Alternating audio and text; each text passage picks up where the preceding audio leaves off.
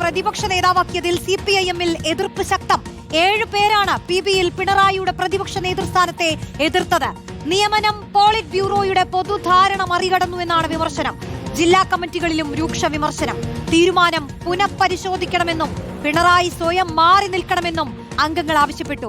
PR Sunil ചേരുന്നു. സുനിൽ, ഓരോ ജില്ലകളിൽ നിന്നും വലിയ എതിർപ്പുയരുന്ന സാഹചര്യമാണ്. പോളിറ്റ് ബ്യൂറോ മുൻ അംഗങ്ങൾ വരെ കടുത്ത എതിർപ്പറിയിക്കുന്നത് നമ്മൾ കണ്ടിട്ടുള്ളതാണ്. ഇതിലിപ്പോൾ പിണറായി മാറി നിൽക്കണമെന്നുള്ളത് ശക്തമാക്കുന്നു.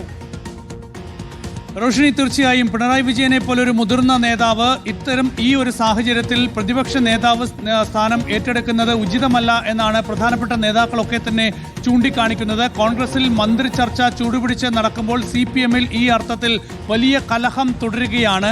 നേരത്തെ പോളിറ്റ് ബ്യൂറോ കേരളത്തിലെ തെരഞ്ഞെടുപ്പ് അവലോകനം ചെയ്തിരുന്നു. ആ അവലോകന യോഗത്തിൽ കേരളത്തിൽ ഉണ്ടായത് ഭരണവിരുദ്ധ വികാരമാണെന്നും പിണറായിക്കെതിരെയുള്ള വികാരം തെരഞ്ഞെടുപ്പിൽ വലിയ തിരിച്ചടിയായി എന്നും CPIM പോളിറ്റ് ബ്യൂറോ വിലയിരുത്തിയിരുന്നു.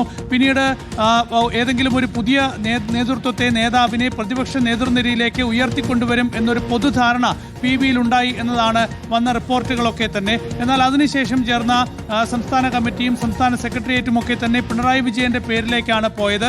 പിന്നീട് പോളിറ്റ് ബ്യൂറോ യോഗം ഓൺലൈനായി ചേർന്നു. ആ യോഗത്തിൽ 17 പേരാണ് പങ്കെടുത്തത്. പങ്കെടുത്ത 17 പേരിൽ 7 പോളിറ്റ് ബ്യൂറോ അംഗങ്ങൾ പിണറായി വിജയൻ പ്രതിപക്ഷ നേതാവാകുന്നതിനെ ശക്തമായി എതിർക്കുകയാണ് ചെയ്തത്. സാധാരണ അത്രയും പേർ എതിർത്താൽ അങ്ങനെ ഒരു തീരുമാനം ഉണ്ടാകാറില്ല. പക്ഷേ അതിന് വിരുദ്ധമായി PBയുടെ ഒരു പൊതുധാരണയ്ക്ക് വിരുദ്ധമായി അതിനുശേഷം PBയിൽ ഭൂരിപക്ഷ അംഗങ്ങളുടെ പിന്തുണ പിണറായി വിജയൻ ഉണ്ടെങ്കിൽ പോലും 7 പേർ എതിർത്തു എന്നത് വളരെ പ്രധാനപ്പെട്ട കാര്യം തന്നെയാണ്. ആ എതിർപ്പ് നിലനിൽക്കെയാണ് സംസ്ഥാന സെക്രട്ടേറിയറ്റ് പിണറായി വിജയനെ പ്രതിപക്ഷ നേതാവായി തീരുമാനിക്കുന്നത്. ഏതായാലും ഇതിനെതിരെ വലിയ എതിർപ്പാണ് പോളിറ്റ് ബ്യൂറോയിലെ പല അംഗങ്ങളും രേഖപ്പെടുത്തിയിരിക്കുന്നത്. പുതിയ തലമുറയെ ഉയർത്തിക്കൊണ്ടുവരണം എന്നത് മാത്രമല്ല, പിണറായി വിജയന്റെ പ്രായം ചൂണ്ടിക്കാണിച്ചുള്ള പ്രധാനപ്പെട്ട വിഷയവുമുണ്ട്. കഴിഞ്ഞ തവണ പാർട്ടി കോൺഗ്രസ് പിണറായി വിജയന് പ്രായത്തിൽ ഇളവ് നൽകിയത് അദ്ദേഹത്തെ പോളിറ്റ് ബ്യൂറോയിൽ നിലനിർത്തിയത് അദ്ദേഹം മുഖ്യമന്ത്രി ആയതുകൊണ്ടാണ്. ഇപ്പോൾ അദ്ദേഹം ഇത്രയും പ്രായം ഉണ്ടായിട്ടും അദ്ദേഹം പ്രതിപക്ഷ നേതാവ് സ്ഥാനം ഏറ്റെടുക്കുന്നത് ഉചിതമല്ല. അതുപോലെ തന്നെ ഇന്നലെ ഹനൻ മുള്ളയെ പോലുള്ള മുതിർന്ന നേതാക്കൾ പോളിറ്റ് ബ്യൂറോയിൽ നിന്ന് മാറി ഇപ്പോൾ കേന്ദ്ര കമ്മിറ്റിയിലെ ക്ഷണിതാവായി തുടരുന്ന ഹനൻ മുള്ളയെ പോലുള്ള നേതാക്കളൊക്കെ തന്നെ ചൂണ്ടിക്കാണിച്ചത് പിണറായി വിജയൻ പ്രതിപക്ഷ നേതാവായി തുടരുന്നത് ശരിയല്ല, അത് ശരിയായ കീഴ്വഴക്കമല്ല, അദ്ദേഹം മാറി നിൽക്കണം, പുതിയ നേതൃത്വത്തിന് ചുമതല നൽകണം എന്നൊക്കെയാണ്. ഏതായാലും ഈ അർത്ഥത്തിൽ ചൂടുപിടിച്ച ചർച്ച തന്നെ CPIM-ൽ നടക്കുകയാണ്. പോളിറ്റ് ബ്യൂറോയിൽ നടന്നിരിക്കുന്നു.